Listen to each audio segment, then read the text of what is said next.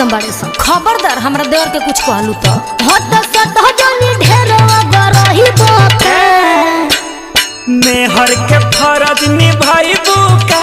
अच्छा रात भर संगे सुतइबू